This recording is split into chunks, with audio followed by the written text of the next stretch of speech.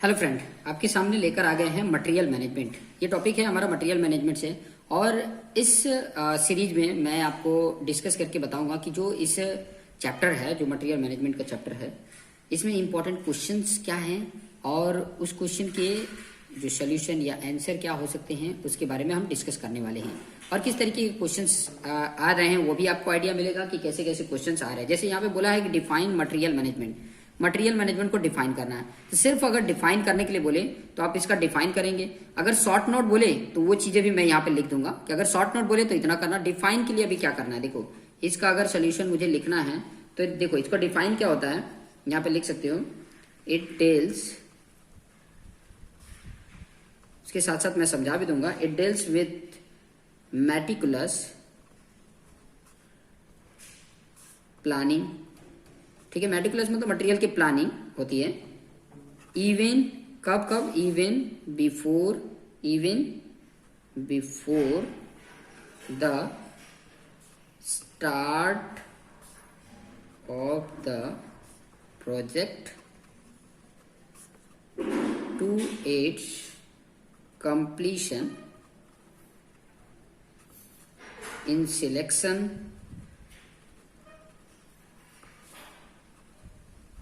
procurement मतलब किस time पे क्या सिलेक्शन करना, स्टोरेज कैसे स्टोरेज करना, and efficient use of the construction material. यही है उसका डेफिनेशन। अब इससे आपको समझ में भी आ जा रहा हो, आप अपने खुद से भी बना सकते हो, कोई जरूरी नहीं कि यही आपको लिखना है। मतलब डिफाइन मटेरियल मैनेजमेंट की बात करें तो इट डील्स विद, इसमें क्या आता है, मेटिकुलस प्लानिंग आता है बिफोर कंस्ट्रक्शन स्टार्ट। कंस्ट्रक्शन जो है स्टार्ट होने से पहले या प्रोजेक्ट स्टार्ट होने से पहले, to its completion in selection, उसमें मटेरियल का सिलेक्शन आ जाता है। मटेरियल कितने कौन से टाइम पे कौन से मटेरियल को मंगवाना है, प्रोक्योरमेंट आ जाता है। उस मटेरियल का स्टोरेज आ जाएगा, उस मटेरियल का एफिशिएंट मतलब कितना यूज है उस मटेरियल का, कौन से मटेरियल का, वो use of the construction material का प्रॉपर तरीके से प्लानिंग करना। मेटिकुलस प्लानिंग करने को ही बोला जाता है मटेरियल मैनेजमेंट। उसके साथ साथ अगर ये शॉर्ट नोट बोलता है कि right short note of material management, तो उसके साथ साथ एक और पॉइंट लिख सकते हो कि ये पूरे प्रोजेक्ट का, ध्यान से समझना, मटेरियल जो होता है वो पूरे प्रोजेक्ट का 65% कॉस्ट होता है, इसलिए मटेरियल मैनेजमेंट करना इंपॉर्टेंट है। ठीक है, तो आप लिख सकते हो the importance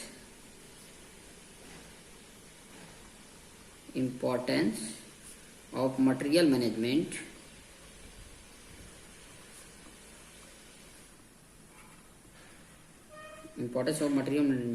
can be gauge मतलब मेजर करना। ठीक है, gauge from the fact that in any typical building project the share of material cost is about 60%। Fact that in any typical building project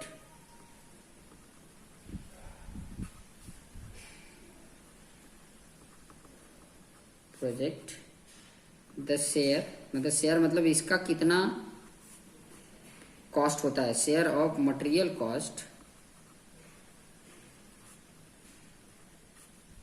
is about 60% cost होता है material का। और उसी project में देखोगे तो लेबर जो कॉस्ट होता है about 25%, and other, and POL मतलब होता है पेट्रोल, ऑयल एंड लुब्रिकेंट आ जाता है, एंड ओवरहेड आ जाता है, टैक्सेस आ जाते हैं, एंड प्रॉफिट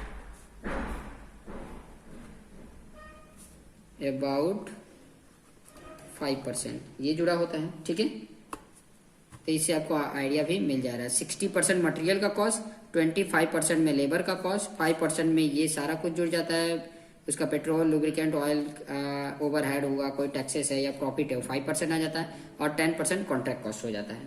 तो इस तरीके का ये आप क्वेश्चन सॉल्व या देख सकते हैं कि अगर डिफाइन करने के लिए बोले या शॉर्ट नोट लिखने के लिए बोले तो ये इतना आप लिख दे। डिफाइन करने के लिए बोले तो आप सिर्फ इतना लिखेंगे, अगर शॉर्ट नोट बोले तो पूरा लिखिए।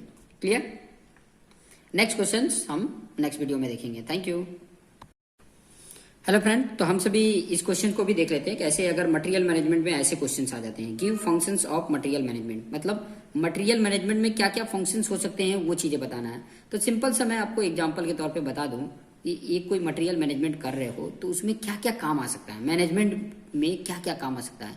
तो अब मटेरियल को परचेस करने में, मटेरियल का बजट बनाने में, मटेरियल का सिलेक्शन करने में, मटेरियल्स का स्टोरेज करने में, मटेरियल्स का इंस्पेक्शन करने में, मटेरियल का सही यूज में, तो ये सारा कुछ अगर फंक्शंस प्रॉपर तरीके से होता है तो मटेरियल मैनेजमेंट ये कंप्लीट होता है। क्लियर?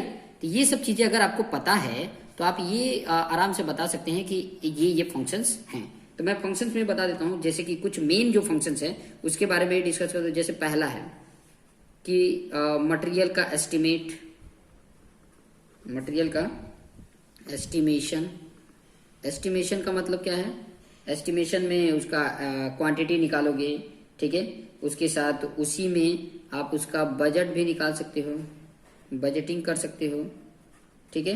मतलब ये हिस्सा है उसका कि ये सब अगर करेंगे तो मटेरियल मैनेजमेंट का होगा, मटेरियल मैनेजमेंट होगा। एंड प्रोग्रामिंग, ये सारा कुछ आ सकता है, ये सारा कुछ आ सकता है किसमें? एक फंक्शन हो सकता है। दूसरे फंक्शन की अगर मैं बात करूं तो हर एक टाइप का अलग अलग जो टाइप ऑफ मटेरियल है उनका एस्टिमेटिंग करना, ये तो पूरे की बात कर रहे हैं। मतलब एक एक सिंगल मटेरियल का भी एस्टिमेट करना, estimating the type of materials और क्या देयर एक्चुअल क्वांटिटी, और उनकी एक्चुअल क्वांटिटी कितनी है, उनकी एक्चुअल क्वांटिटी, ठीक है। मैं देखो स्पीड में नहीं कर रहा हूँ, स्लो में कर रहा हूँ, तो अगर आपको अगर पता है तो आप 2 के स्पीड में या 1.5 के स्पीड में आप इसको देख सकते हैं, ठीक है, और समझ सकते हैं। क्वांटिटीज एंड द टाइम, मतलब शेड्यूल भी, time eight which it is required, okay, ये भी डिसाइड कर सकते हैं। मतलब ये भी एक फंक्शन है कि हर मटेरियल का आप एक अलग से एस्टिमेट तैयार कर लें, उनका एक्चुअल क्वांटिटी कितनी जरूरत पड़ेगी और किस समय पे कितना जरूरत पड़ेगी, ये एक काम आ सकता है।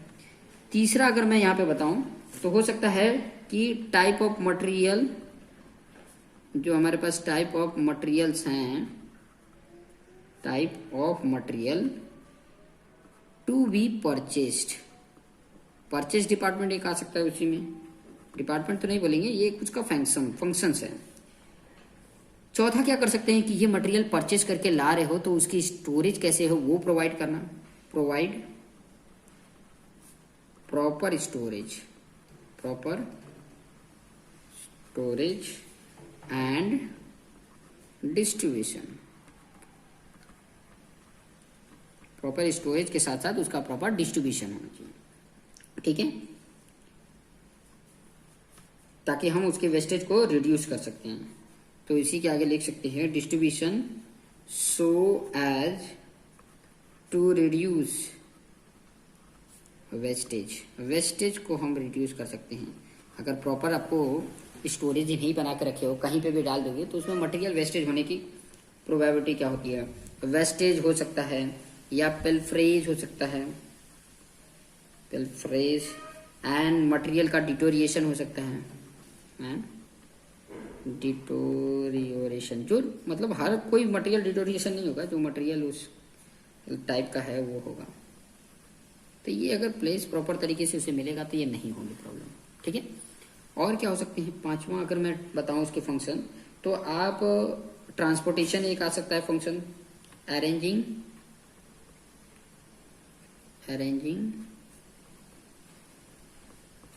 transportation in the most economical way, in the most economical way for incoming and outgoing material,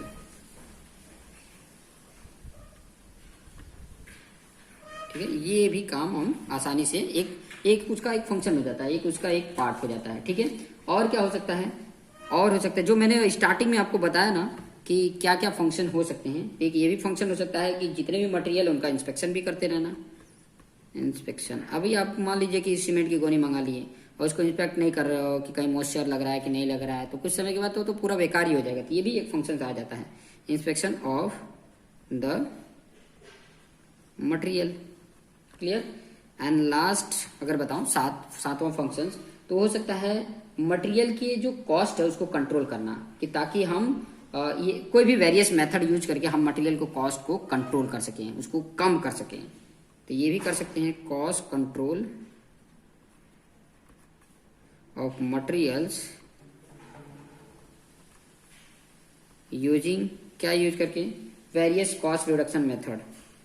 various cost reduction method का यूज करके हम क्या कर सकते हैं, मटेरियल के कॉस्ट को कंट्रोल कर सकते हैं, कम कर सकते हैं, मिनिमम कर सकते हैं। तो ये कुछ फंक्शंस हैं जो अगर ऐसे टाइप के क्वेश्चंस आते हैं, कुछ इंपॉर्टेंट जो क्वेश्चंस है वही मैं बता रहा हूँ, जो इंपॉर्टेंट है इनमें से क्वेश्चन आने की प्रोबेबिलिटी ज्यादा है। तो वही 6 मिनट 4 मिनट के हर एक इसके क्वेश्चन जो आ रहे हैं वो चीजें मैं बता दूंगा। Okay, so thank you. Okay, तो ये क्वेश्चंस देख सकते हैं मटेरियल मैनेजमेंट का। क्या क्वेश्चंस है, ऑब्जेक्टिव ऑफ मटेरियल मैनेजमेंट। क्या क्या ऑब्जेक्टिव हो सकते हैं, ऑब्जेक्टिव मतलब क्या गोल हो सकता है, क्या पर्पज हो सकता है, मटेरियल मैनेजमेंट की, मटेरियल को मैनेज कर रहे हो तो क्या क्या पर्पज को ध्यान में रख के कर रहे हो, तो वही पर्पज को लिखना है। कुछ ऑब्जेक्टिव होगा जो ध्यान में रख के मटेरियल को मैनेजमेंट कर रहे हो। तो इसके प्रीवियस भी मैंने उसके फंक्शंस बताए थे, और उस फंक्शंस में क्या चीजें छुपा हुआ, फंक्शंस क्या क्या काम करता है, वही इसका ऑब्जेक्टिव हो जाएगा। सिंपल सा है, इतने सब कुछ जुड़ा हुआ है। क्या है, पहला मेन फोकस इसके ऊपर यही होता है कि मटेरियल कॉस्ट को मिनिमाइज करना, टू मिनिमाइज मटेरियल कॉस्ट। ठीक है, मटेरियल का जो कॉस्ट है उसको मिनिमाइज करना, ये पहला है। ठीक है, दूसरा क्या हो सकता है कि जो भी मटेरियल हम प्रोवाइड कर रहे हैं या जो टाइम पे जरूरत है वो प्रोवाइड कर रहे हैं, ठीक है, वो कब जरूरत है, ये ऑब्जेक्टिव के रख के मटेरियल मैनेजमेंट कर रहे हैं। ठीक है, कि ताकि हमें जब जरूरत हो तब हम प्रोवाइड कर सकें। क्या कर सकते हैं, to provide material of desired quality when required. जब जरूरत हो तब हम प्रोवाइड कर सकते हैं, ये मटेरियल मैनेजमेंट के पीछे ऑब्जेक्टिव है। अगर आप मटेरियल मैनेजमेंट कर रहे हैं तो उसके अंदर ये इनबिल्ट है कि हमें पता रहेगा कि इस टाइम पे इस क्वालिटी का मटेरियल की जरूरत है तो हम वो प्रोवाइड कर सकते हैं। ये ऑब्जेक्टिव को ध्यान में रख के मटेरियल मैनेजमेंट करते हैं। और क्या कर सकते हैं, हम परचेस कर सकते हैं, रिसीव कर सकते हैं, रिसीव करना होता है, transport and store material efficiently and to reduce the related cost. इसका जो परचेस करने का है या रिसीव करने का या ट्रांसपोर्टेशन या स्टोरेज ऑफ मटेरियल का जो कॉस्ट है उसको रिड्यूस कर सकते हैं। Material efficiently and to reduce the related cost. इससे रिलेटेड जो भी कॉस्ट हैं हम उसको क्या कर सकते हैं, रिड्यूस कर सकते हैं। ये ऑब्जेक्टिव है तो ध्यान में रख के किया जाता है। और क्या कर सकते हैं, हम ट्रांसपोर्टेशन कॉस्ट मटेरियल का रिड्यूस कर सकते हैं, to reduce transportation cost of material, ये कर सकते हैं। नेक्स्ट क्या कर सकते हैं, ठीक है, आप अपने भी जो भी आपको लग रहा है वो भी पॉइंट लिख सकते हो। ठीक है, और क्या कर सकते हैं, और हम मटेरियल मैनेजमेंट करने के पीछे ये भी एम होता है कि मेरा मटेरियल साइड से चोरी ना हो जाए, खराब ना हो जाए, ठीक है, वेस्ट ना हो जाए, ये भी। ठीक है, to provide for proper storage and distribution materials so as to reduce wastage को हम रिड्यूस कर सकते हैं एंड पिल्फरेज मतलब चोरी होना, मतलब गायब होना, उसको भी हम रिड्यूस कर सकते हैं, कम कर सकते हैं। और क्या कर सकते हैं, और हम ये काम कर सकते हैं कि जो इन्वेंट्री कॉस्ट है, फालतू का जो कॉस्ट आने वाला है, उसको हम कम कर सकते हैं। क्या कर सकते हैं? To reduce inventory cost of material, to reduce inventory cost of material. ठीक है। और क्या कर सकते हैं? सप्लायर के साथ गुड रिलेशनशिप बना सकते हैं। ठीक है, ये भी हमारा ऑब्जेक्टिव होता है, to maintain good relation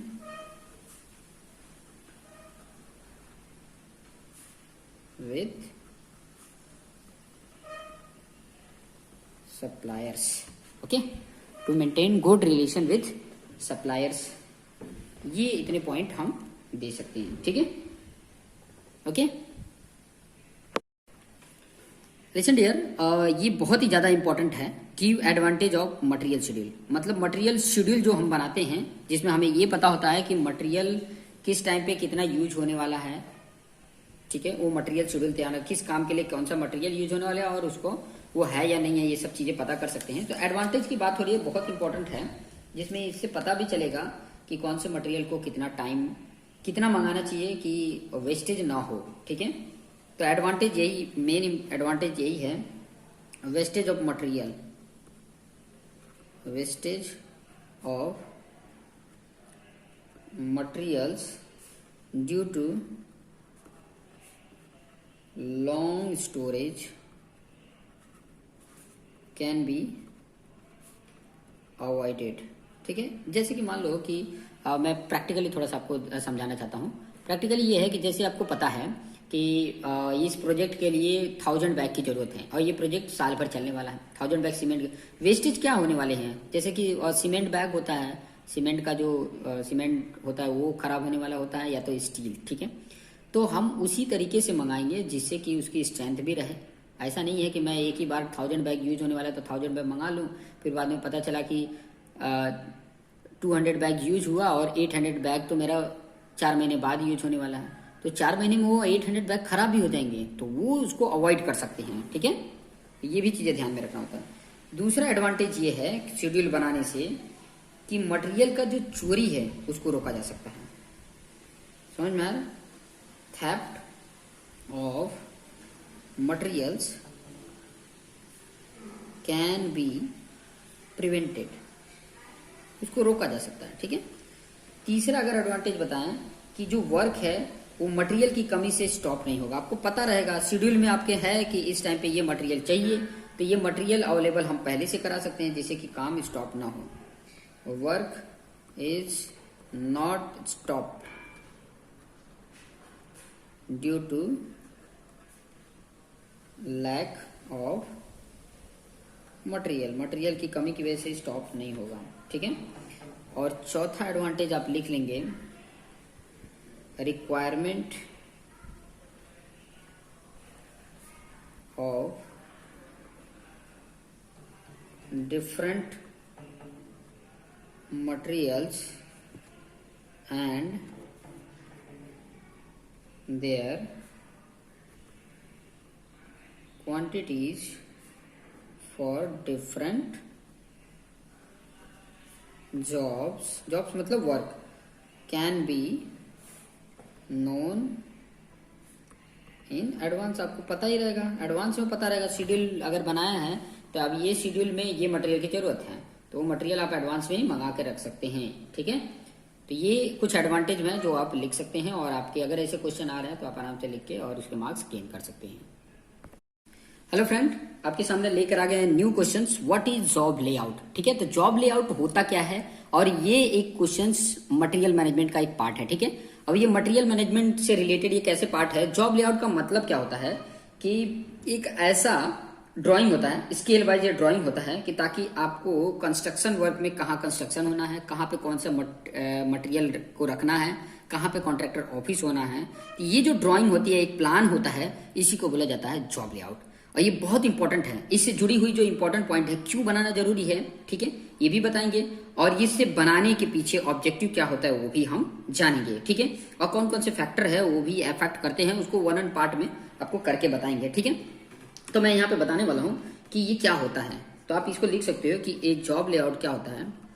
job layout जो होता है, आप लेआउट से ही समझ में आ रहा होगा, इज अ स्केल्ड मतलब प्रॉपर मेजरमेंट के साथ, ठीक है।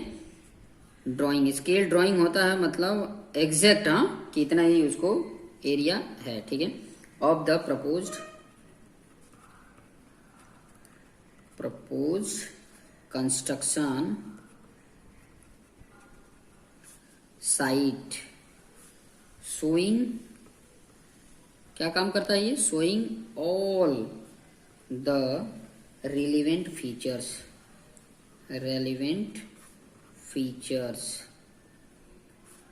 सच एज,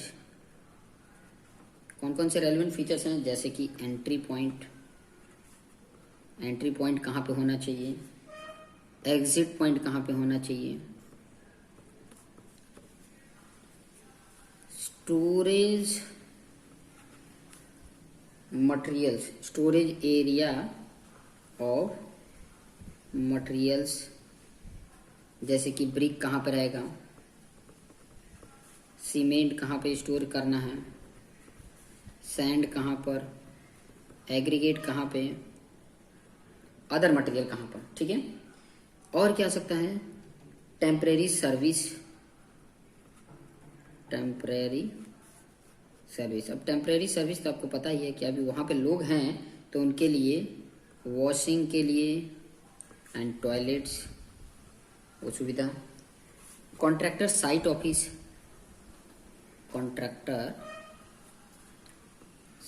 ऑफिस, ठीक है।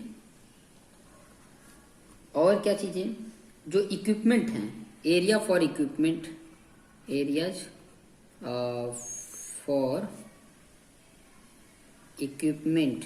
अब ये इक्विपमेंट कौन कौन सा टाइप का, जैसे कि मिक्सर है, ठीक है, मिक्सर मशीन है, ओके, उसके लिए इक्विपमेंट कहाँ पे, कौन सी जगह पे रहेगा। बार बेंडिंग एरिया, ये आप खुद भी लिख सकते हो, ठीक है, पता रहेगा तो आप लिख सकते हो। बार बेंडिंग एरिया कहाँ पे रहेगा। लेबर हाउसिंग कहाँ पे रहेगा, अगर बड़ा प्रोजेक्ट है तो आप ये बता सकते हो। मैं आपको ड्रॉ करके भी यहाँ पे बता दूंगा कि ताकि आपको आइडिया रहे, ठीक है। मैं यहाँ पे अभी आपको ड्रॉ करके भी बता देता हूँ कि ताकि आपको आइडिया रहेगा, तो आप उसके हिसाब से आप आराम से थोड़ा सा आइडिया मिल जाएगा, ठीक है, थोड़ा सा आपको आइडिया मिल जाएगा। जैसे कि मैं आपको बताऊँ, इस तरीके का पूरा उसके साइड की एरिया ये है, यहाँ पे थोड़ा सा इधर कर लेता हूँ, ठीक है, ये पूरी साइड की एरिया है, ओके। मैं रफ थोड़ा डायग्राम बना रहा हूँ, लेकिन आपको उससे आइडिया मिल जाएगा, ठीक है। ये उसकी साइट एरिया है, ओके। अब मैं इसी में मेरा कंस्ट्रक्शन कहाँ पे होने वाला है, इतना जगह पे मेरा कंस्ट्रक्शन होने वाला है। तो बाकी जो बचा है उसका प्रॉपर प्लानिंग नहीं करोगे तो ये कंस्ट्रक्शन प्रॉपर नहीं हो पाएगा। जैसे यहाँ पे कोई बिल्डिंग बन रही है, ठीक है, यहाँ पे क्या बनाना है, कोई बिल्डिंग बनानी है, ओके। तो बाकी जो बचा हुआ है, जैसे मान लीजिए कि मैं यहाँ पे कुछ रख दूँ, ठीक है, कुछ एरिया यहाँ पर कुछ मैंने बना दिया, कुछ एरिया मैंने जैसे 1 ले लिया, ये 2 ले लिया, यहाँ पे ये 3 ले लिया, ये मैंने 4 ले लिया, इतना मैंने 5 का एरिया ले लिया, ये मैंने 6 ले लिया, यहाँ पर 7 है, यहाँ पर 8 है, ये 9 है, इतना एरिया 10 है, इतना 11 है, ये मैंने 12 ले लिया। और क्या क्या रखना है वो यहीं पे बता देता हूँ, जैसे कि 13, जो भी हमारे पास रखने की, 14, और यहाँ पे आ गया 15, यहाँ पे आ गया 16। क्लियर, मतलब ये मेरा क्या है, एंट्री है, बता सकते हो, ठीक है, एंट्री बता सकते हो। क्लियर, उसके बाद बता सकते हो कि पहला क्या है, ये फर्स्ट है तो क्या है, तो आप बता सकते हो कि वॉचमैन का केबिन है या वॉचमैन रूम है, या तो केबिन बता सकते हो। क्लियर, दूसरी जगह पे क्या आपको कर सकते हो, कॉन्ट्रैक्टर कॉन्ट्रैक्टर ऑफिस लगा सकते हैं, जो मैंने ऑलरेडी इसमें इंक्लूडेड किया है, ठीक है। वही चीज को ये अलग से मैं बता रहा हूँ। तीसरे में क्या रख सकते हैं, जैसे कि प्लम्बिंग आइटम रख सकते हैं या इलेक्ट्रिक आइटम, प्लम्बिंग या इलेक्ट्रिक आइटम्स रख सकते हैं, ओके। बहुत सारे फिटिंग होते हैं। चौथे में क्या रख सकते हैं, जैसे कि स्टोर ऑफ सीमेंट होता है, स्टोर ऑफ सीमेंट, सीमेंट को स्टोर कर सकते हैं इस वाले एरिया में, ठीक है। अब प्रॉपर स्केल के थ्रू बनाना है, यहाँ तो मैं एक एग्जांपल के तौर पे बता रहा हूँ, लेकिन आपको प्रॉपर स्केल जो एरिया है वो एरिया के हिसाब से ये बनाना है। ऐसा नहीं कि कोई ऐसे रेक्टेंगुलर ही एरिया है, कोई अलग टाइप का है तो वैसे बनाना है, ठीक है। फिर उसके बाद से जैसे कि 5 और 12, जैसे 5 है और 12 है, जैसे 5 यहाँ पे है 12 यहाँ पे है, तो इस जगह पे मैं क्या रख सकता हूँ, जैसे खाली जगह रख दो या सरप्लस अर्थ रख दो, ठीक है। स्पेस फॉर सरप्लस अर्थ मतलब कुछ और चीजें यहाँ पर रख सकते हो, ठीक है। सरप्लस अर्थ करके रख सकते हो। थोड़ी राइटिंग मेरी खराब हो रही है, लेकिन आप एडजस्ट कर लेना, ठीक है। और 6 वाले प्लेस पे, जो ये 6 दिख रहा है आपको यहाँ पर, ये 6 वाले प्लेस पे क्या रख सकते हैं, लेस कॉस्टली मिसलेनियस आइटम रख सकते हो। ये भी स्टोरेज के लिए यूज कर सकते हो। ऐसे बनाने पड़ेंगे ताकि आपको आइडिया मिलेगा। 7 और 14 जगह पे, देखो 7 यहाँ पे है और 14 यहाँ पे है, तो ऐसी जगह पे हम ले सकते हैं क्या, कोर्स एग्रीगेट ले लेंगे, एग्रीगेट रख दो। दोनों साइड रखोगे तो बेटर है। इधर अगर मेरा बना रहे हैं तो इधर का कंस्ट्रक्शन वर्क हो जाएगा, यहाँ पे कर रहे हैं तो यहाँ पे। उसी के नज़दीक में जैसे कि मैं ये 9 ले रहा हूँ, ठीक है, 9 ले रहा हूँ, और उसके साथ साथ ये वाला ले लो, जहाँ पर मैं क्या कर सकता हूँ, सैंड रख सकता हूँ, या 8 15 में सैंड रख दो यहाँ पर और यहाँ पर। 8 और 15 सैंड, ये खुद ही डिसाइड करना होता है, ठीक है, ये खुद ही डिसाइड करना होता है। और जो स्पेस है जैसे कि 9 और 16 है, तो वहां पर मैं रख देता हूँ ब्रिक के लिए, स्पेस फॉर ब्रिक। और 10 नंबर जो है उसके लिए ले लेता हूँ कि सेंटरिंग मटेरियल रख लो, स्पेस फॉर सेंटरिंग मटेरियल ले सकते हो, ये रख सकते हो। 13 वाले पे स्पेस फॉर स्टील। ये सारा कुछ इस तरीके से आप इंडिकेट करके और बता सकते हो, ठीक है। अभी इसके साथ साथ मैं एक और चीजें इसमें बता देता हूँ कि ये जॉब लेयर प्रिपेयर करने से क्या मतलब बेनिफिट है, तो वो चीजें भी मैं एक काम करता हूँ यहीं पे शॉर्ट में बता देता हूँ यहाँ पर, ठीक है। क्या है, एक तो ये जॉब लेआउट, जो जॉब लेआउट है, ध्यान से देखना, जॉब लेआउट में बना रहा हूँ, इज प्रिपेयर्ड, क्यों बना रहा हूँ, टू एंश्योर, ये एंश्योर करने के लिए कि जो वर्क है प्रोसीड विदाउट एनी, या प्रोसीड स्मूथली प्रोसीड होगा विदाउट एनी, कोई इंटरप्शन के, विदाउट इंटरप्शन, कोई भी इंटरप्शन के बिना ये स्मूथली वर्क होगा कि नहीं होगा, क्योंकि सब कुछ ऑलरेडी यहाँ पे पता है। कोई अगर मटेरियल अनलोडिंग भी होने आ रहा है तो उसी जगह पे अनलोडिंग हो जाएगा, किसी को डिस्टर्ब नहीं करना पड़ेगा कि कहाँ पे रखना है कहाँ नहीं रखना है, ये मटेरियल का डिस्टर्बेंस नहीं आएगा। एक और चीज इसमें जान सकते हो कि अगर प्रोजेक्ट लार्ज है, the larger and more complex the project, अगर प्रोजेक्ट बहुत ज़्यादा बड़ा है और ज़्यादा कॉम्प्लेक्स है तो बहुत ही the greater the need for plan job layout, job layout तो बहुत ज़्यादा ज़रूरत होता है, ठीक है। अदरवाइज बहुत सारे मतलब इंटरप्शन आ सकते हैं, काम होने में इंटरप्शन आ सकते हैं। मान लीजिए कोई लोडिंग आया, यहाँ पे मेरा कॉलम बनाना है, यहीं पे आके मटेरियल गिरा दिया, तो प्रॉब्लम होगा ना कि इस मटेरियल को यहाँ पे नहीं, यहाँ तो मुझे कॉलम बनाना था। ये सब चीज़ें पहले से पता होगी तो ये डिले भी नहीं होगा और काम आसानी से हो जाएगा। तो ये पॉइंट थोड़ा सा था जॉब लेआउट से रिलेटेड, ओके। तो आशा करता हूँ आपको समझ में आ गए होंगे। हेलो फ्रेंड, तो आपके सामने लेकर आ गए हैं मटेरियल मैनेजमेंट का ये डिफरेंट क्वेश्चंस। इसके पहले हमने से स्टडी किया था कि जॉब लेआउट क्या होता है और उसे रिलेटेड कुछ इन्फॉर्मेशन जो हमने देखे थे। इस वीडियोज में हम डिस्कस करेंगे कि जॉब लेआउट प्रिपेयर करने के पीछे ऑब्जेक्टिव क्या होता है, क्या मकसद होता है जॉब लेआउट बनाने के पीछे। तो आप ये यहाँ पर लिख सकते हैं ऑब्जेक्टिव, क्या क्या ऑब्जेक्टिव हैं।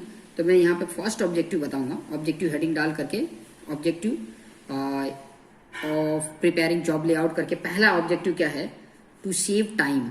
हमारा मेन ऑब्जेक्टिव होता है कि साइड पे हम अपने समय बचा सकते हैं कि कंस्ट्रक्शन जो भी मटेरियल हो रहा है ऑन साइट पे डिलीवर कहाँ पे करना है। इससे हमें समय बच सकता है। To save time in delivering the construction material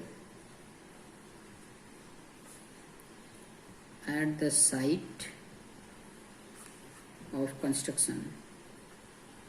construction के लिए जो साइट पे जो भी मटेरियल होता है वो डिलीवर करने में हमें समय बचा सकते हैं। ओके, सेकंड जो इम्पोर्टेंट है ऑब्जेक्टिव है वो है to safe guard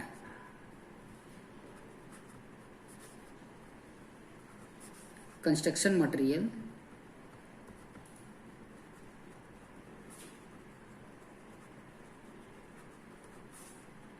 from damage and deterioration, from damage and deterioration। ठीक है, ये चीज़ें बता सकते हैं। नेक्स्ट जो थर्ड इम्पॉर्टेंट पॉइंट अगर मैं बताऊंगा तो आप ये क्या कर सकते हैं, जिससे ये बता सकते हैं जो भी मटेरियल रख रहा है उसको कहाँ पे प्लेस पे रखें कि ताकि हमें डैमेज ना हो, और कोई ऐसे मटेरियल है जो डिटोरिएट हो सकता है वो डिटोरिएट ना हो। तीसरा ये लिख सकते हो to keep the lead of cartage minimum so that, क्या रख सकते हैं, कार्टेज को जो लीड कार्टेज है, ठीक है, कार्टेज का जो लीड है उसको मिनिमाइज रख सकते हैं ताकि जो कार्टेज एक्सपेंस है, कार्टेज एक्सपेंसेस है वो क्या हो सके, मे बी मिनिमम हो सके। क्लियर। नेक्स्ट अगर फोर्थ ऑब्जेक्टिव की बात करेंगे तो हम क्या कर सकते हैं, वर्किंग की जो मोड है उसको बेस्ट दे सकते हैं। टू अडॉप्ट करा सकते हैं the best mode of working. मतलब आप अगर साइट क्लियर है कि आपको यहाँ पर ये वर्क करना है तो वो बेस्ट तरीका हो जाएगा कि यहाँ पे करना है और ये चीज़ें क्लियर है, तो ये चीज़ें आइडिया मिल सकता है। क्लियर। और नेक्स्ट अगर पांचवें पॉइंट की अगर मैं बात करूँ तो to complete the work with minimum use of equipment and machinery, इसके बेस पे भी आप कर सकते हो। To complete the work with the minimum use of equipment and machinery। और नेक्स्ट आप क्या लिख सकते हो, to take maximum output from labour and machine. Labour जो है और मशीन है उसका मैक्सिमम आउटपुट यहाँ से मिल सकता है, ये भी एम रख के हम ये प्रिपेयर करते हैं। To take maximum output from labour and machines. Seventh one की अगर मैं बात करूं, नेक्स्ट जो इम्पोर्टेंट पॉइंट है वो है कि आप प्रोवाइड कर सकते हो। टू प्रोवाइड, इसकी हेल्प से हम प्रोवाइड कर सकते हैं कि कहाँ पर मतलब खतरे हैं वहाँ पे सेफ्टी प्रोवाइड कर सकते हैं।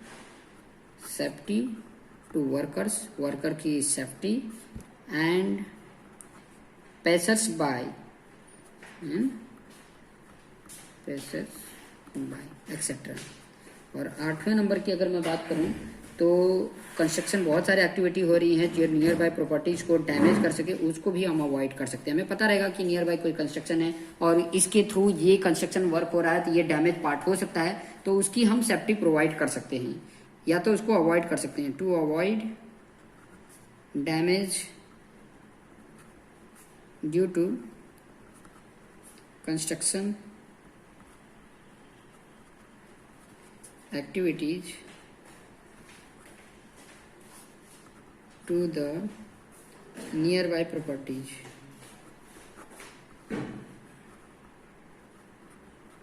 तो ये था आपका objective to prepare job layout, जो जॉब लेआउट हम प्रिपेयर करते हैं उसकी ये ऑब्जेक्टिव थे, ठीक है।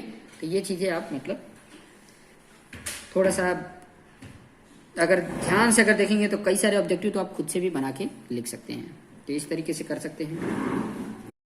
तो यहाँ पर देख सकते हैं एक छोटा टॉपिक है जिसमें क्या बोला है, list factor affecting job layout. तो कौन कौन से फैक्टर हैं जो जॉब लेआउट को इफेक्ट कर सकते हैं।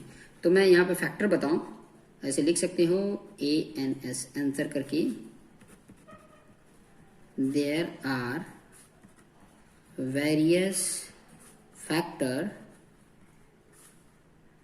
Affect job layout. ओके, अब क्या है देखते हैं। पहला है नेचर ऑफ द प्रोजेक्ट, किस टाइप का वो प्रोजेक्ट है वो क्या कर सकता है, जॉब लेआउट के ऊपर इफेक्ट डाल सकता है। मतलब जॉब लेआउट जो बना सकते हैं वो एक फैक्टर हो सकता है, इफेक्ट डाल सकता है, ठीक है। उस पर अगर हमें अच्छे से ध्यान में रखेंगे तो हमारा प्रोजेक्ट का जो जॉब लेआउट है वो बेटर हो सकता है, इस पे ध्यान रखने की जरूरत है। दूसरा जो है वो आप किस तरीके का कंस्ट्रक्शन मेथड यूज करने वाले हो उसके ऊपर डिपेंड है, कंस्ट्रक्शन मेथड उसके ऊपर डिपेंड है। तीसरा अगर मैं बात करूं तो जो रिसोर्सेस है उसकी अवेलेबिलिटी ऑफ रिसोर्सेस, ठीक है।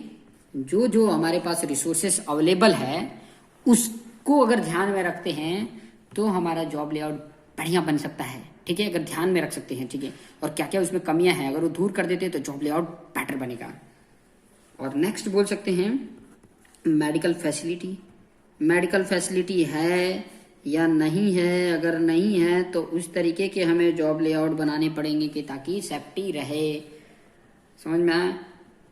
बहुत ज़्यादा मेडिकल फैसिलिटी दूर है, मेडिकल जो फैसिलिटी है वो दूर है, तो वो चीज़ें भी ध्यान में रख के करना पड़ता है, जॉब लेआउट बनानी पड़ती है कि बहुत ज़्यादा रिस्क ना हो, इस तरीके के। पांचवा अगर फैक्टर बताऊं तो कॉन्ट्रैक्टर्स है, कॉन्ट्रैक्टर का या जो साइट इंजीनियर्स है उसकी ऑफिस, वो भी एक फैक्टर अफेक्ट कर सकता है, ठीक है। नेक्स्ट अगर फैक्टर की बात करें कि टेम्परेरी रोड का प्रोविजन, मान लीजिए रोड ना हो तो टेम्परेरी रोड का प्रोविजन भी होना चाहिए, टेम्परेरी रोड्स, ठीक है इसका। नेक्स्ट अगर बात करें हैं अदर जो फैसिलिटीज हैं वो भी, जो भी फैसिलिटीज उसके अलावा हैं वो भी एक फैक्टर हो सकते हैं। अगर ध्यान में रखते हैं तो जॉब लेआउट बेहतर होगा, और ध्यान में नहीं रखते हैं तो जॉब लेआउट हमारा बेटर नहीं हो सकता है, ठीक है। उसमें कुछ ना कुछ कमियां होंगी, कुछ ना कुछ फॉल्ट होगा, तो ये एक फैक्टर है जिसको हमें ध्यान में रखना है। आपके सामने एक न्यू क्वेश्चन आ गया है, give principle of material handling. जो मटेरियल हैंडलिंग है उसके प्रिंसिपल क्या होते हैं, उसके सिद्धांत क्या हो सकते हैं। तो कुछ मेन जो है उनके बारे में डिस्कस कर लेते हैं। द मेन जो प्रिंसिपल्स हैं, the main principles of material handling, material handling के लिए जो सिद्धांत हैं वो क्या हैं उसके बारे में। जैसे पहला सिद्धांत की अगर मैं बात करूं, the material should be handle for shortage distance, ठीक है। मतलब ऐसा रखना चाहिए कि मतलब जहां पे काम होने वाला है और जहां पे हमने रखा है उनके बीच का डिस्टेंस शॉर्टेज होना चाहिए, कि ताकि उसको यहाँ से वहां पे ले जाने में मटेरियल वेस्ट ना हो और जिससे कि हम मनी को बचा सकें। तो क्या कर सकते हैं, the materials should be handled for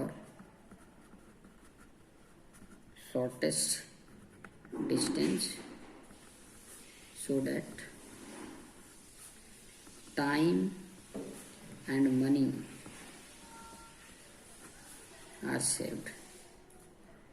ये दोनों बचा सकते हैं। एक और भी बोल सकते हैं कि जैसे कि हम मटेरियल जहाँ से मंगा रहे हैं और जो साइट है उनके बीच का डिस्टेंस शॉर्टेस्ट हो, कि ताकि जो ट्रांसपोर्टेशन कॉस्ट हो मिनिमम हो सके और हमारा टाइम जो है वो बच सके, कितने टाइम में हमारा मटेरियल आ जाएगा, तो इससे टाइम भी बच सकता है। ये भी ध्यान में रख सके प्रिंसिपल बोल सकते हैं। दूसरा जो प्रिंसिपल है कि for speedy movement of material machines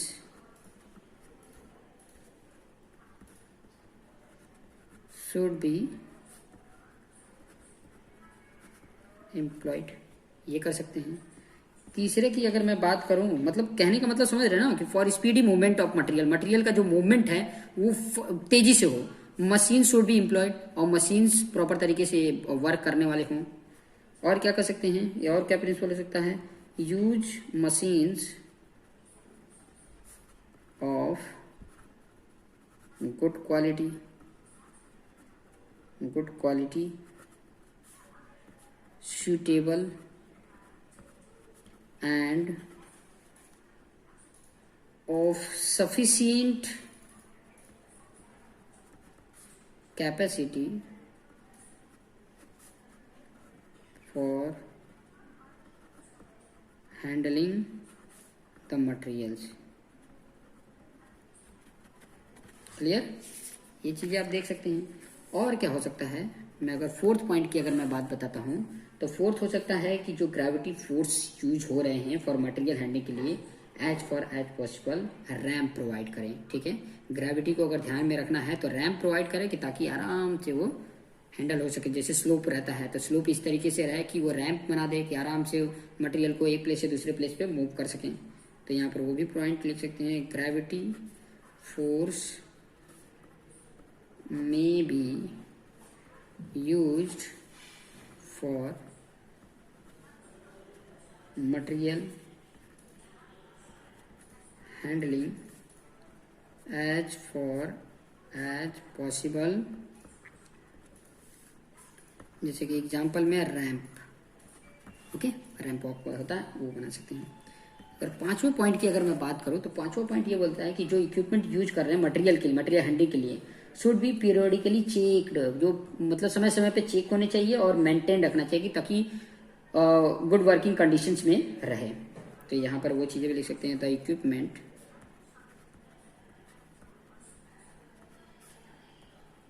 used for material handling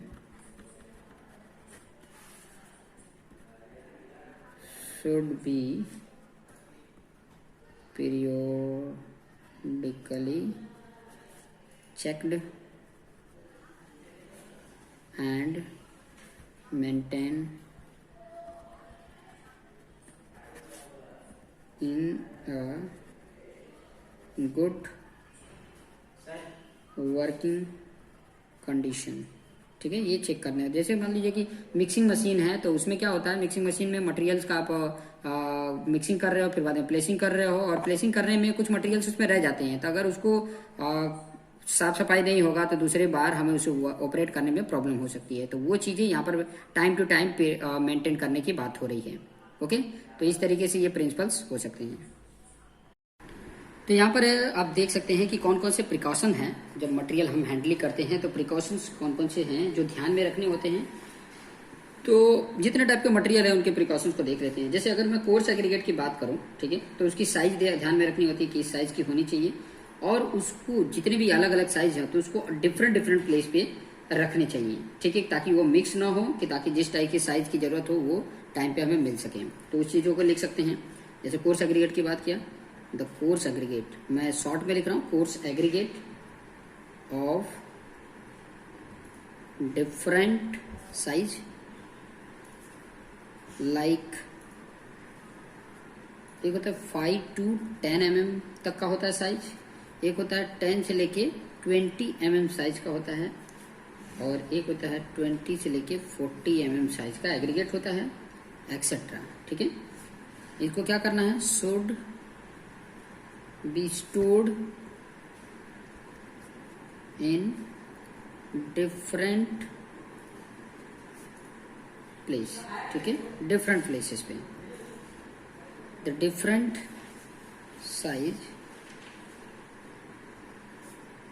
sizes of aggregate should be mixed as and when required। जब रिक्वायर्ड हो तो हम उसको उस टाइप के यूज कर सकते हैं। ये पहला हो गया था। ठीक है, ये पहला। ठीक है, अच्छा, दूसरे की अगर मैं बात करूं तो दूसरा है कोर्स एग्रीगेट को should not drop from height to avoid features of aggregate. मतलब उसको एक ज़्यादा हाइट से उसको ड्रॉप ना करें, जैसे कि वो फ्रैक्चर हो सके, छोटे पार्ट में हो जाए, तो वो चीज़ें ध्यान में रखना होता है कि कोर्स एग्रीगेट का जब अनलोडिंग करते हैं तो ज़्यादा हाइट से ना करें कि ताकि वो फ्रैक्चर को अवॉइड कर सकें। तो coarse aggregate should not be dropped from height to avoid fracture of aggregate।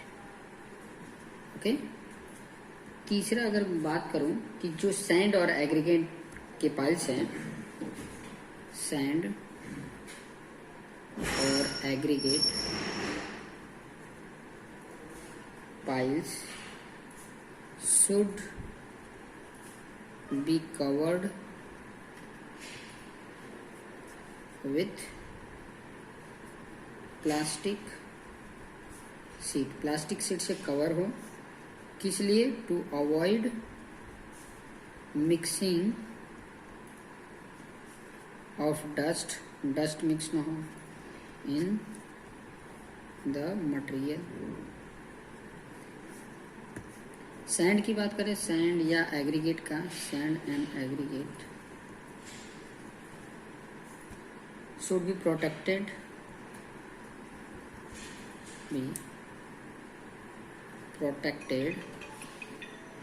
should be protected from the spillage of oil at the site। ये जो मैंने एक्सप्लेन किया, ये चीज़ें आ गई। अगर फोर्थ इंपॉर्टेंट पॉइंट को अगर आप देखेंगे, फोर्थ क्या इंपॉर्टेंट पॉइंट हो सकता है कि जो भी कंस्ट्रक्शन मटेरियल है, जैसे सैंड है, एग्रीगेट है, सीमेंट है, उसको बाय वेट मेजरमेंट करें, बाय वॉल्यूम मेजरमेंट ना करें। ठीक है, तो आप लिख सकते हो कंस्ट्रक्शन मटेरियल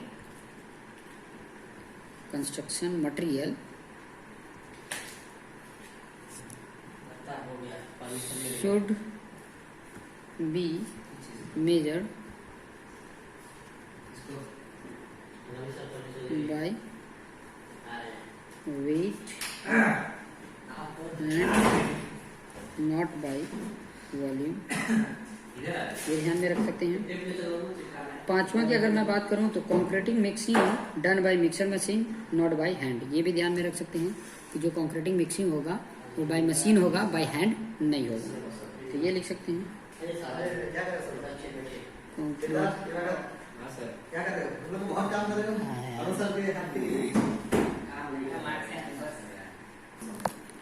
तो यहाँ पर ये देख सकते हैं कि कंस्ट्रक्शन जो मटेरियल है वो should be weight by measure, weight से मेजरमेंट करना है, वॉल्यूम से नहीं करना है। दूसरा, concrete mixing should be done by mixer machine not by hand mixing.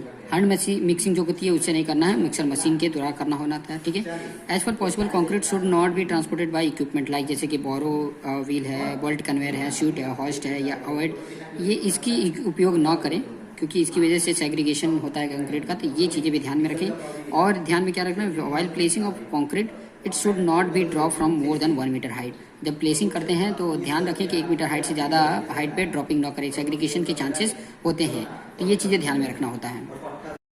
Hello friend, तो आज बात करने वाले हैं precaution for storage of material. तो क्या क्या प्रिकॉशंस है उसको भी हम देख लेते हैं कि क्या क्या जब स्टोर करते हैं मटेरियल को, जो कंस्ट्रक्शन मटेरियल है उसको हम स्टोर करते हैं तो क्या क्या प्रिकॉशंस हो सकते हैं।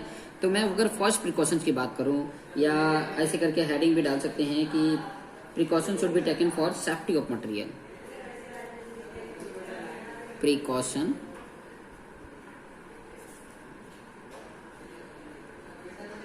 should be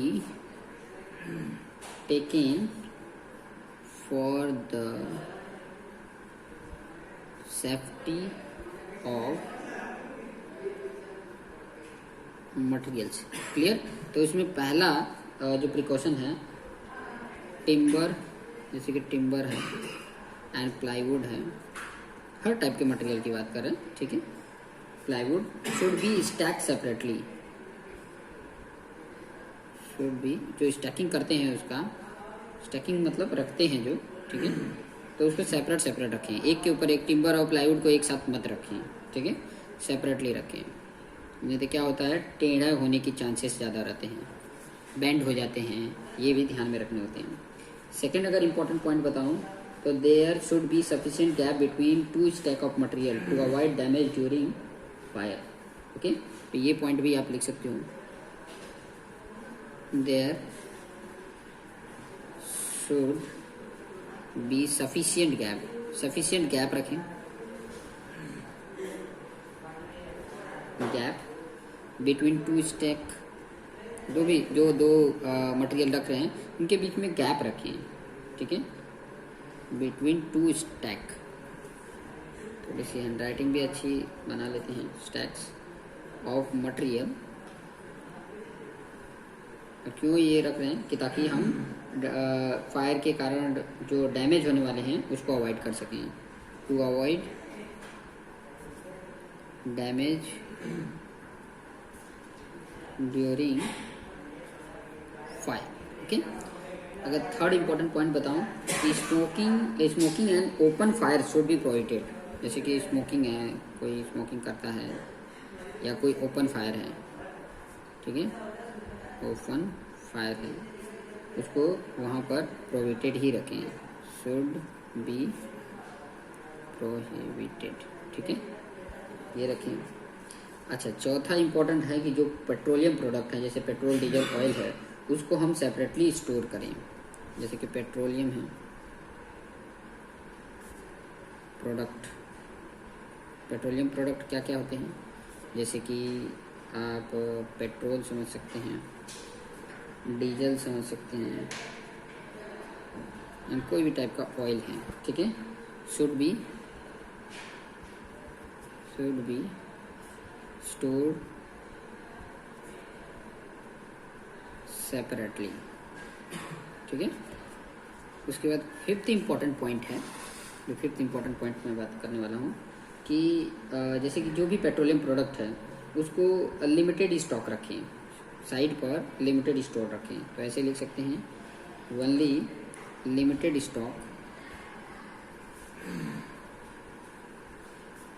of petroleum should be stored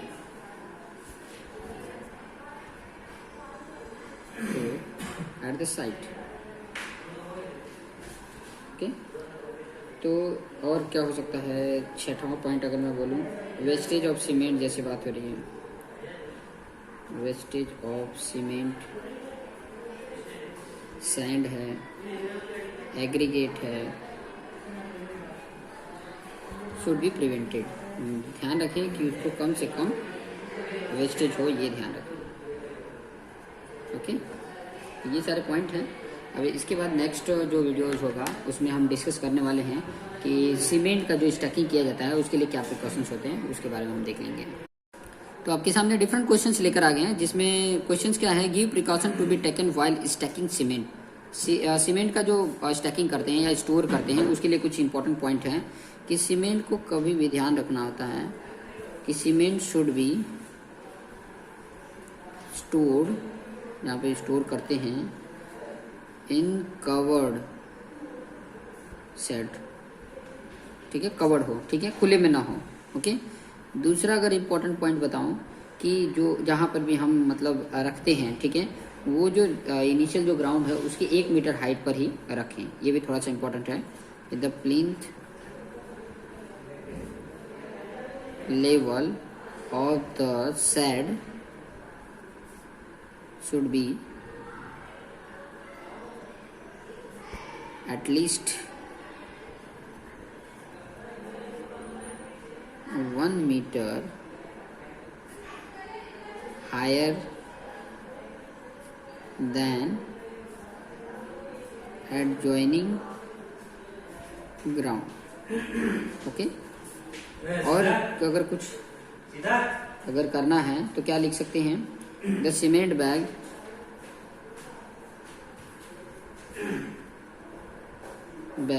should be stacked on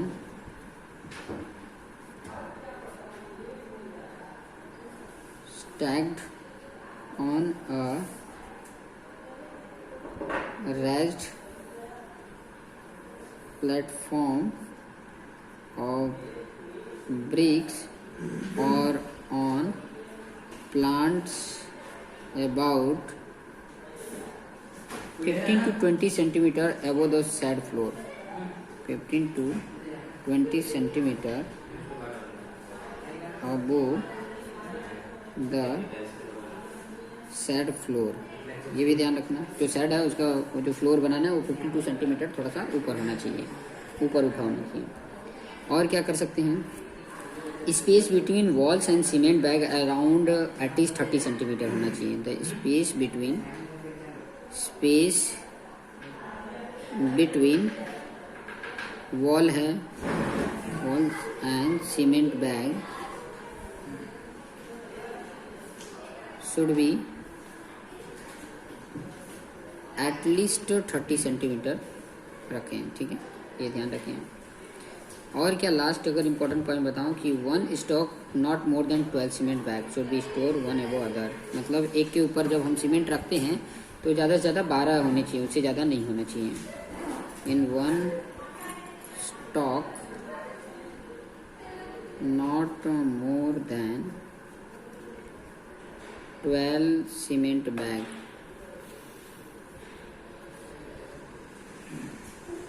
should be stored one above other। ये पॉइंट थोड़ा ध्यान रखना, ओके। तो ये सीमेंट के लिए कुछ इंपॉर्टेंट पॉइंट हैं। तो आपके सामने एक न्यू क्वेश्चन यहाँ पर आया है जिसमें मटेरियल जो परचेस करते हैं उसके प्रोसीजर का स्टेप लिखना है कि क्या क्या प्रोसीजर हमें ध्यान में रखने होते हैं जब मटेरियल का परचेस करते हैं। तो जिसमें पहला इंपॉर्टेंट है कि रिकॉग्निशन करना। पहले तो नीड क्या होती है, रिकॉग्निशन ऑफ द नीड, ठीक है। जो आपको चाहिए, जो ज़रूरत है उसको पहले पहचान करो कि क्या ज़रूरत है, ठीक है। दूसरा स्टेप ये हो जाएगा कि सोर्स ऑफ सप्लाई का सिलेक्शन करना, सिलेक्शन ऑफ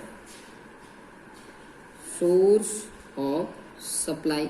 अच्छा, ये पहला जो इंपॉर्टेंट पॉइंट बताया, नीड मतलब सोर्स को रिकॉग्नाइज करना। इसे भी बोल सकते थे कि जो सोर्स की रिक्वायर्ड है, जो नीड है, उस सोर्स का रिकॉग्निशन करना, पहचान करना कि कौन कौन सी चीज़ें ज़रूरत है। दूसरा इंपॉर्टेंट आ जाएगा कि उसका जो भी सप्लायर है उस सोर्स का वो सिलेक्ट करना। तीसरा जो इम्पोर्टेंट है कि उसको इन्वाइटिंग करना, इन्वाइटिंग कोटेशन,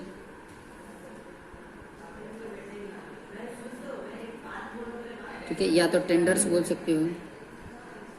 फिर उसके बाद से क्या करना है, जो कोटेशन है उसको एनालिसिस करना, एनालिसिस ऑफ कोटेशन।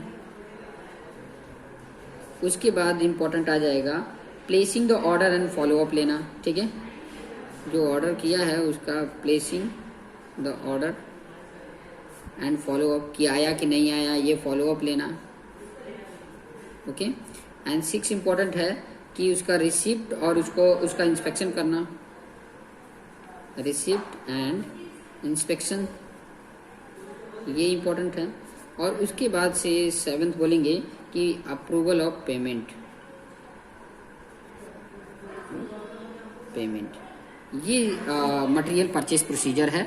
ये चीज़ें हमें ध्यान में रखनी है। जैसे कोई आप संस्था में ही हो, कोई अगर मटेरियल मंगाना है तो वो ये सब चीज़ें को आपको ध्यान में रख के चलना पड़ता है कि उसका क्या ज़रूरत है, उसकी ज़रूरत कहाँ पर है, फिर बाद में उसको कहाँ से हम मंगा सकते हैं, फिर बाद में उसके लिए कोटेशन तैयार करना कि इतने का ये आ सकता है, फिर कोटेशन का एनालिसिस करना कि इससे भी कम में हो सकता है क्या, फिर बाद में उसको प्लेसिंग कराना और फॉलोअप लेना कि वो मतलब आया कि नहीं आया, ठीक है, आएगा कि नहीं आएगा उसका। फिर बाद में उसका रिसिप्ट होना चाहिए और उस मटेरियल का इंस्पेक्शन होना चाहिए। और फिर उसके बाद से पेमेंट का अप्रूवल, वो आया तो उसका पेमेंट का भी अप्रूवल होना चाहिए, ओके। तो ये प्रोसीजर के थ्रू आप इसको कर सकते हैं, ओके। तो आपके सामने एक और न्यू क्वेश्चन आ गया जो मटेरियल मैनेजमेंट से रिलेटेड है। What is economic order quantity. इसका मतलब सिंपल से अगर मैं बताऊं तो जो आप मटेरियल को परचेस करते हैं उसमें किस तरीके से, किस वे से बेटर तरीके से करें कि ताकि वो इकोनॉमिकल हो सके, ठीक है। इकोनॉमिकल होने का मतलब ये है कि देखो, हम मटेरियल मंगाते हैं, उसमें ट्रांसपोर्टेशन कॉस्ट होता है, मटेरियल का कॉस्ट होता है और वेस्टेज उसमें होता है, वो भी चीज़ें इसके ऊपर इफेक्ट डालता है।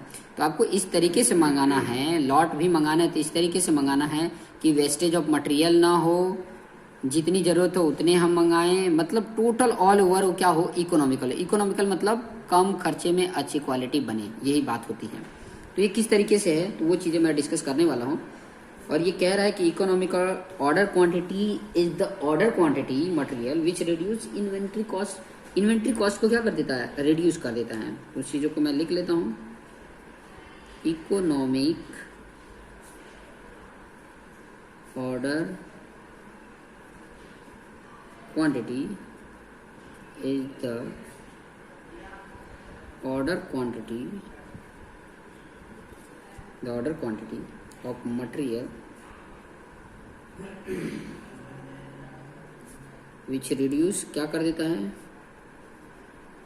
reduces the inventory cost। ठीक, फॉर एग्जाम्पल अगर मैं बताऊं,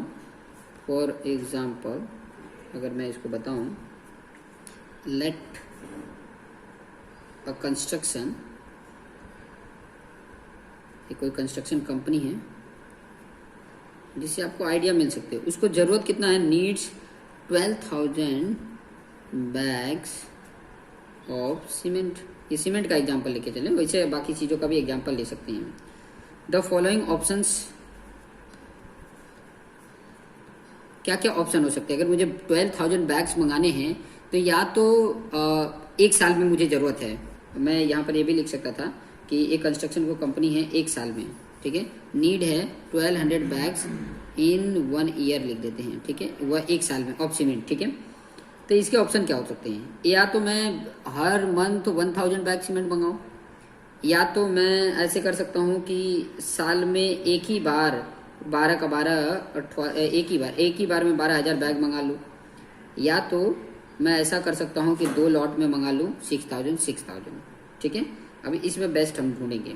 या तो पहला हो सकता है कि पहला क्या हो सकता है, ये हो सकता है ऑल सीमेंट बैग, जैसे कि 12,000 हो रहे हैं cement bag, may be purchase at once. कौन सा मेरे लिए बेटर होगा, ये डिसाइड करता है इकोनॉमिक ऑर्डर क्वांटिटी। दूसरा अगर मैं बताऊं कि total quantity of cement bag may B purchased in 2 lots, 2 lots में लूँ, कितना, 6,000 नंबर्स ईच, हर बार 6,000 नंबर में मंगाऊँ। या तीसरा इसमें हो सकता है, यहाँ पहला, यहाँ दूसरा, यहाँ तीसरा हो सकता है कि एवरी मंथ, हर महीने में एक 1,000 बैग्स मंगा लूँ। Every month 1,000 bags are purchased for 1 year. Clear. अभी इसमें से बेस्ट कौन सा होगा, मैं यहाँ पे वही चीज़ें बताने वाला हूँ। Out of 3 options, the one which gives minimum material cost is choosing, ठीक है, समझ में आ रहा बात। अभी इसी बात को मैं थोड़ा सा, ठीक है, चलो लिख ही देता हूँ। तो इसी बात को अगर यहाँ पे मैं लिख के बताना चाहूँ कि इसीलिए, सो देयर फॉर, ऐसे लिख देते हैं, there for the size of order और a size of lot which reduces the inventory cost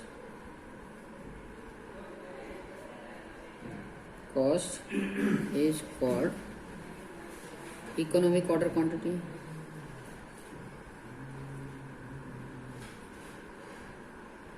okay, बात पता चल गई। अब ये जो 3 ऑप्शन दिया, ऐसा कोई जरूरी नहीं कि 3 ही ऑप्शन हो, ऐसे कई सारे ऑप्शन हो सकते हैं। मतलब जैसे मैं ऐसे भी कर सकता हूँ कि 2,000 मैं मंगा लूँ, 6 बार में मंगाऊँ, या 3,000 मैं 4 बार मंगाऊँ, या 4,000 3 बार में मंगाऊँ। ऐसे कई सारे ऑप्शन हो सकते हैं, लेकिन इन ऑप्शन में से मेरे लिए बेस्ट ऑप्शन कौन सा है जिसमें इन्वेंट्री कॉस्ट कम हो सके, रिड्यूस हो सके, वही होता है इकोनॉमिक ऑर्डर क्वांटिटी।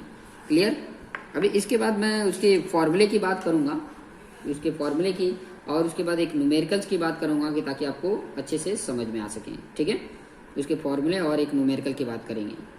ठीक है, अच्छा एक काम करते हैं ना, मैं इसमें ही फॉर्मूले उसके बता देता हूँ, इसी वीडियोज में उसके फॉर्मूले बता देता हूँ कि ताकि उसको आइडिया मिल सके। जैसे मैं उसके फॉर्मूले की बात करूँ, अगर ऐसे क्वेश्चन आ गए कि गिव इक्वेशन ऑफ EOQ, जैसे ऐसे आ गया, गिव इक्वेशन ऑफ EOQ। अच्छा, इसको मैं अलग से ही वीडियो बना देता हूँ। ठीक है, ओके। तो आपके सामने ये क्वेश्चंस है, जैसे क्वेश्चन पूछ दिया give equation of EOQ। EOQ का फुल फॉर्म है इकोनॉमिक ऑर्डर क्वांटिटी, जिसके बारे में डिटेल में मैंने इसके प्रीवियस लेक्चर में एक्सप्लेन कर दिया, जिसका फॉर्मूला होता है EOQ का Q इक्वल टू 2NA/CI। अभी इसका मतलब क्या होता है, जैसे वेर करके आप डाल सकते हैं, वेर Q इक्वल टू क्या है, इकोनॉमिक ऑर्डर क्वांटिटी, ऐसे करके डाल सकते हैं, लिख सकते हैं इकोनॉमिक ऑर्डर क्वांटिटी, मतलब कितना साइज हमें ऑर्डर करना है, क्वांटिटी कितनी ऑर्डर करनी है कि ताकि इकोनॉमिकल हो सके। अब इसमें N क्या है, N बोला जाता है कि एनुअल कंजम्पशन कितना है, आप साल भर में कितना यूज करने वाले हो जिस मटेरियल का हम ऑर्डर करने वाले हैं। ठीक है, एनुअल कंजम्पशन मतलब कितना यूनिट एक साल में यूज करने वाले, यूनिट पर ईयर, ये भी बोल सकते हैं। अब आ गया A। अब A क्या है, A बताता है कि ये जो Q आप कर रहे हो, ठीक है, या ऐसे बोल सकते हैं जो Q क्वांटिटी है, ये Q क्वांटिटी, या ऐसे बोल देते हैं कि cost of placing an order, order में कितना मतलब प्लेसिंग एन ऑर्डर कर रहे हैं, वो उसकी बात हो जाती है। अब जो इसमें C आया है, C बताता है कि यूनिट कॉस्ट क्या है उसका, पर यूनिट कॉस्ट क्या है उसकी बात हो रही है। और जो I आ जाता है वो है उसका इन्वेंट्री कैरिंग रेट क्या है, इन्वेंट्री कैरिंग रेट बोला जाता है। अभी ये चीज़ें आपको इतना तो चलो फॉर्मूले तो पता चल रहे हैं, बट इसका बेनिफिट आपको तब पता चले जब न्यूमेरिकल करेंगे। तो हम न्यूमेरिकल भी कर लेते हैं ताकि इसका आइडिया आपको मिल सके। ओके, तो आपके सामने ये क्वेश्चंस है, जैसे मैंने आपको बोला भी था इसके पहले, ये कोई कंपनी है जो रिसीव करती है an order of supplying 24,000 units annually to be supplied continuously. Okay, जो क्लाइंट है वो कभी भी अलाउ नहीं करता है कि डिले हो सप्लाई होने में, ही do not keep buffer stock, और वो बहुत ज़्यादा स्टॉक भी नहीं रख सकता। ठीक है, द इन्वेंट्री कैरिंग रेट 10% है। इन्वेंट्री कैरिंग रेट को हम क्या बोलते थे, इन्वेंट्री कैरिंग रेट को हम I से इंडिकेट करते हैं। आप गिवन में ऐसे लिख सकते हैं, गिवन में I आपका दिया है 10%। 10% को अगर वैल्यू में करना चाहते हैं तो डिवाइड बाई 100 कर लें तो कितना आ जाएगा, 0.210, ये वैल्यू में आ गया। उसके बाद बोला है and cost of placing an order, इसको क्या बोलते थे, C बोलते थे,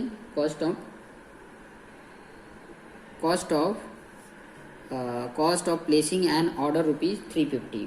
तो इसको क्या बोलते थे, A बोलते थे, जो मैंने बताया भी था। ठीक है, ये क्या बोलते थे, cost of placing an order, तो कितना है, ₹350 है एक ऑर्डर का।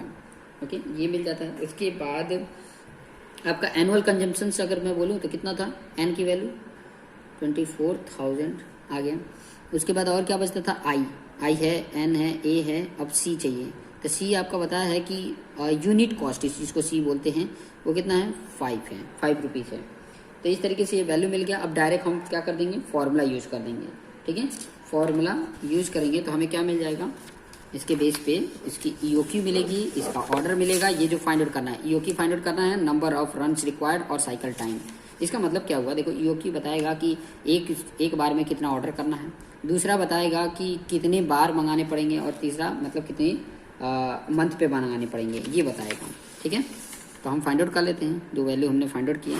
जैसे कि पहला जो हमें फाइंड आउट करना था, ठीक है, क्या फाइंड आउट करना था, पहला फाइंड आउट करना था ई ओ क्यू, जिसमें क्यू इक्वल टू है √2na/CI। आई थिंक इसमें बफरिंग हो रहा है तो मैं इसको लॉक कर दिया। ओके, तो चलिए फॉर्मूले में वैल्यू पुट कर देते हैं। 2 है, एन की वैल्यू एनुअल कंजम्पशन 24,000, ठीक है। उसके बाद से ये ए की वैल्यू था कॉस्ट प्लेसिंग, वो कितना है 350 है। सी तुम्हारा था 5 और आई तुम्हारा था 0.10 था। इसको कैलसी में कैलकुलेट करेंगे तो बाहर निकालते हैं तो आपकी वैल्यू ये आ रही है 5796.55। इसको हम अप्रॉक्सीमेट कितना ले लेते हैं 5800 अप्रॉक्सीमेट मान लेते हैं, इतनी यूनिट, ठीक है। इसके लमसम में इतनी वैल्यू हो गई। ये तो आपका ऑर्डर हो गया कि इतना एक बार में इतना यूनिट आपको मंगाना है, ठीक है। अब दूसरा जो बोला है कि नंबर ऑफ रन्स अगर फाइंड आउट करना है रिक्वायर्ड, तो आपको कितनी बार मंगाना पड़ेगा, तो आपको टोटल इतना मंगाना है और एक बार में इतना जा रहा है तो डिवाइड कर रहे हैं तो 4.1 आ रहा है। इसको हम क्या कर लेते हैं 5 रन्स कर लेते हैं। कितनी बार मंगाना पड़ेगा 5 बार मंगाना पड़ेगा, ठीक है। मतलब किस तरीके से 4 लॉट्स तो आप मंगा लोगे, देखो यहाँ पे ये 4 लॉट्स और एक ये 1.1 बना है, 4 लॉट्स आप मंगा सकते हो 58,000 बैग का यूनिट का। अब 58 इंटू 4 करोगे तो कितना बच रहा है, 58 इंटू 4 अगर करते हैं तो 5 8 मैं आपको बता देता हूँ कितना हो रहा है अप्रॉक्सीमेट, यहाँ पर ही बता देते हैं 00 5 8 4 8 32 2 3 है 4 5 20 और 3 23 हो रहा है 23,200, मतलब बचा कितना 800 बच रहा। तो और क्या जाएगा जो 5वां लॉट होगा, ठीक है, and last lot of 800 unit का होगा, 800 यूनिट का लॉट होगा। अच्छा सॉरी, यहाँ पर ये जो बताया ये इसका मल्टीप्लिकेशन करोगे तो इतना तो आ गया 4 बार में, बचा 5वां लॉट्स, तो इसमें से 24,000 में से ये माइनस करोगे तो 800 आ जाता है। तो ये 800 और लास्ट वाला में मंगाएंगे। अब कितने टाइम पे कितना मंगाना है, मतलब उसको बोल सकते हो लेंथ ऑफ साइकिल टाइम। तो ये क्या होगा, जैसे एक बार आप इतना मंगा रहे हो, ठीक है, और टोटल है कितना इतना है, और है महीने कितना इतने महीने, सॉरी 12 मंथ है। तो ये जब सॉल्व करते हैं तो आता है 2.5 मंथ, मतलब हर 3 मंथ पे हमें क्या करना पड़ेगा मंगाना पड़ेगा। 2.9 मंथ का मतलब हर मंथ 3 मंथ के बाद इसको हमें मंगाना पड़ेगा। तो इस तरीके से आप इसको फाइंड आउट कर सकते हैं। क्लियर। कई बार एक सिंगल ही क्वेश्चन पूछ लेगा, ये वाला जो सिंगल क्वेश्चन है वो पूछ लेगा यही से फाइंड आउट करने के लिए, तो आप इसके तरीके से ये फाइंड आउट कर सकते हैं। ओके, तो ये पॉइंट क्लियर हो गया होगा। तो एक और न्यू क्वेश्चंस आ गए हैं जिसमें क्या क्वेश्चन पूछा है, list steps involve in the inspection of any construction. कोई भी कंस्ट्रक्शन पे आप जानते हो तो आपका कौन कौन सा इंस्पेक्शन के लिए स्टेप रहता है। तो पहला स्टेप अगर इसमें बताऊं तो कलेक्शन ऑफ सैंपल। यहाँ पे इंस्पेक्शन की बात हो रही है, चैप्टर जो चल रहा है वो मटेरियल मैनेजमेंट का है, तो मटेरियल की इंस्पेक्शन की बात हो रही है, ठीक है। ये भी थोड़ा ध्यान में रखना। इसमें क्वेश्चन थोड़ा सा मॉडिफाई करेगा, बट क्वेश्चन से अगर चैप्टर वाइज है तो इसलिए वो मटेरियल मैनेजमेंट इसमें इनबिल्ट है। मटेरियल का इंस्पेक्शन अगर करना है कंस्ट्रक्शन साइड में तो उसके क्या क्या स्टेप हो सकते हैं। तो कलेक्शन ऑफ सैंपल, आप सैंपल को कलेक्शन कर सकते हैं। दूसरा कर सकते हैं टेकिंग डायमेंशन,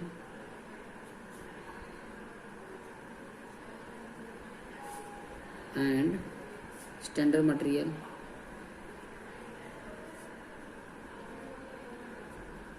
ये कर सकते हैं कि मतलब उसके क्या डायमेंशंस रहने चाहिए, क्या स्टैंडर्ड मटेरियल है, वो चीज़ें चेक कर सकते हैं। तीसरा inspection of layout,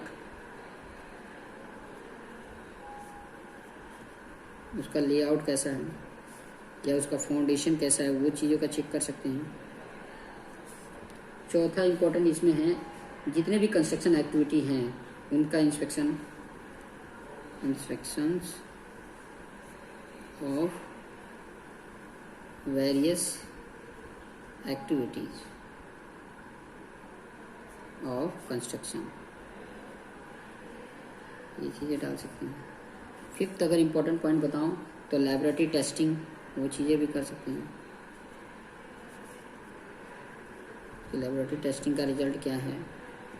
6 plants and equipment जो है उसका inspection of plants and equipment. और नेक्स्ट आप बता सकते हैं checking record and report. Checking record and report, ये चीज़ें आप बता सकते हैं। ओके, ये उसके लिए इम्पोर्टेंट पॉइंट है, ये चीज़ें ध्यान में रख सकते हैं। अभी एक टाइप का ये भी क्वेश्चन है, give objective of material inspection. तो क्या क्या मटेरियल इंस्पेक्शन के ऑब्जेक्टिव हो सकते हैं, मतलब मटेरियल इंस्पेक्शन करने के पीछे ऑब्जेक्टिव क्या हो सकते हैं, वो चीज़ें बताना है। तो आपको भी पता है कि मतलब मटेरियल डिफेक्ट ना हो, अच्छी क्वालिटी का मटेरियल्स हो, आपको देखने में मतलब वो गुड क्वालिटी का मटेरियल देखता हो, क्वालिटी ऑफ मटेरियल को वेरीफाई कर सकते हो, कोई मटेरियल की वजह से हमारा कंस्ट्रक्शन की जो क्वालिटी है वो ख़राब ना हो। ये चीज़ें इंस्पेक्शन करने के पीछे मेन ऑब्जेक्टिव होता है। तो वो चीज़ें लिख सकते हैं, क्या लिख सकते, चेक कर सकते हैं, to find defect in the production of material.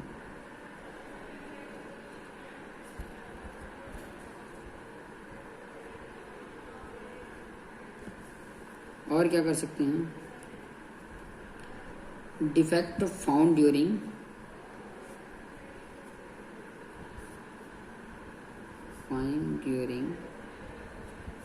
inspection are brought मतलब ला सकते हैं to the notice of the concerned officer so that future quality of product can be improved। ये कर सकते हो। और क्या कर सकते हैं, और ये कर सकते हैं कि to see that the clients does not receive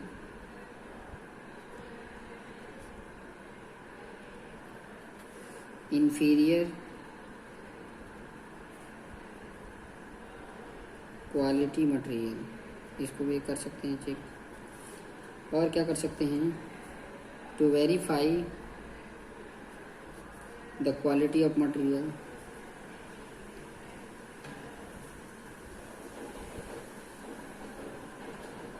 ये कर सकते हैं। और क्या कर सकते हैं कि मतलब जो पुअर क्वालिटी मटेरियल है उसको आप इंश्योर कर सकते हैं, कंस्ट्रक्शन क्वालिटी स्पॉइल्ड ना हो, तो इसलिए पुअर क्वालिटी मटेरियल को आप इंश्योर कर सकते हैं कि ये पुअर क्वालिटी का मटेरियल है, इसको अपने यूज नहीं करना है, ये इंस्पेक्शन का खास एम है। तो to ensure that construction quality is not spoiled due to poor quality material. ठीक है, तो ये सारे जितने पॉइंट अभी मैंने डिस्कस किए हैं, ये सारे पॉइंट किसको बता रहे हैं, ऑब्जेक्टिव ऑफ मटेरियल इंस्पेक्शन के बारे में बता रहे हैं। तो ये पॉइंट को थोड़ा सा आप अच्छे से रिवीजन भी कर लेंगे तो आपके काम आ सकता है। चलिए इस क्वेश्चन के बारे में भी डिस्कस कर लेते हैं। बोला है कि list various type of inspection, कौन कौन से टाइप के लिस्ट आउट करना है। तो एक तो आप डायमेंशन का इंस्पेक्शन कर सकते हैं, डायमेंशनल इंस्पेक्शन कर सकते हैं। आगे हम और भी क्वेश्चन को डिस्कस करेंगे ताकि आपको पता चले। दूसरा क्या कर सकते हो, फिजिकल एंड मैकेनिकल प्रॉपर्टीज का इंस्पेक्शन कर सकते हैं, इंस्पेक्शन फॉर फिजिकल एंड उसकी जो मैकेनिकल प्रॉपर्टीज है उसके बारे में डिस्कस कर सकते हैं। ठीक है, और नेक्स्ट अगर मैं बात बताऊं तो सुपरफिशियल इंस्पेक्शन कर सकते हैं, सुपरफिशियल इंस्पेक्शंस को देख सकते हैं। और क्या देख सकते हैं, परफॉर्मेंस टेस्टिंग देख सकते हैं, टेस्टिंग का परफॉर्मेंस क्या है। ओके, और हम क्या देख सकते हैं, स्टैटिस्टिकल मेथड देख सकते हैं,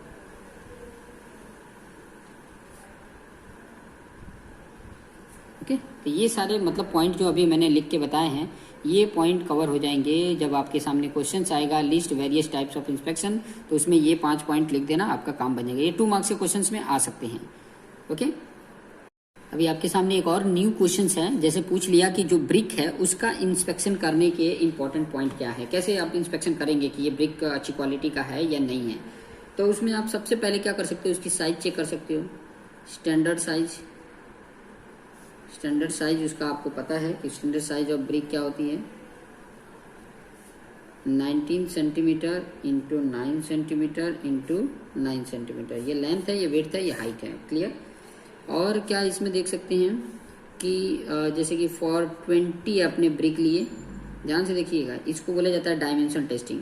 ब्रिक्स लिए द डायमेंशन जो होने चाहिए, dimension shall be as under, जो मैं अभी नीचे बताने वाला हूँ। जैसे कि मान लीजिए कि कोई क्लास, उसका लेंथ, उसका विड्थ और उसकी हाइट। ओके, जैसे ए क्लास है, ये बी क्लास है, तो मान लो ए क्लास के ब्रिक को लिए, कितने 20 ब्रिक को लिए, और लेंथ वाइज में देखा तो इतना आना चाहिए, 368 टू 392 तक होना चाहिए। मतलब देखो 19 है तो 19 इंटू 20 करोगे तो 38 के आसपास होगा, तो इसी के बीच में उसका होना चाहिए, थोड़ा कम ज़्यादा भी होगा तो इतना होना चाहिए लेंथ वाइज। और बी क्लास लिए मान लो 350 टू 410 के बीच में आना चाहिए।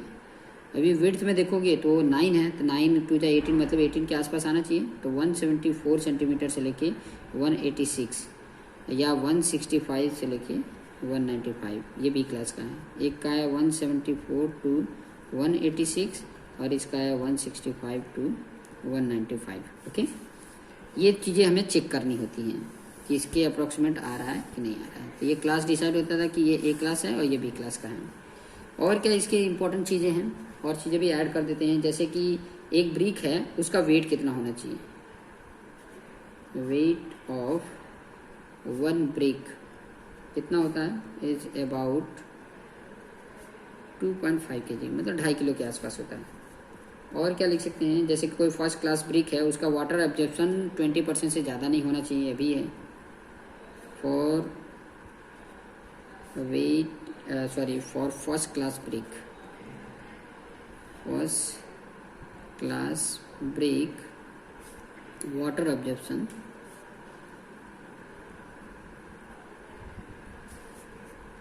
should not be more than 20%, 20% से ज़्यादा नहीं होना चाहिए। और उसकी कंप्रेसिव स्ट्रेंथ की अगर मैं बात करूँ, कंप्रेसिव स्ट्रेंथ की बात करें और ब्रेक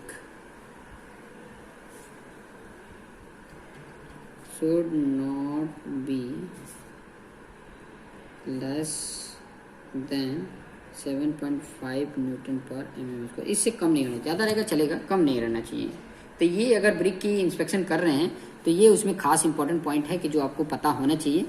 ठीक है, तो ये खास कुछ इंपॉर्टेंट पॉइंट है जिसको हमें याद में रखना है। ओके, अब मैं जैसे कि सीमेंट टेस्ट करते हैं ऑन साइड पे, तो क्या चेक करते हैं, मतलब फील्ड टेस्ट बता सकते हैं, फील्ड टेस्ट ऑफ सीमेंट, ये तो आपको आता ही है फील्ड टेस्ट ऑफ सीमेंट, तो इसमें ज़्यादा बताने की ज़रूरत नहीं है। कुछ फिजिकल प्रॉपर्टीज़ है सीमेंट का, वो चीज़ें याद रखने की ज़रूरत है, वो चेक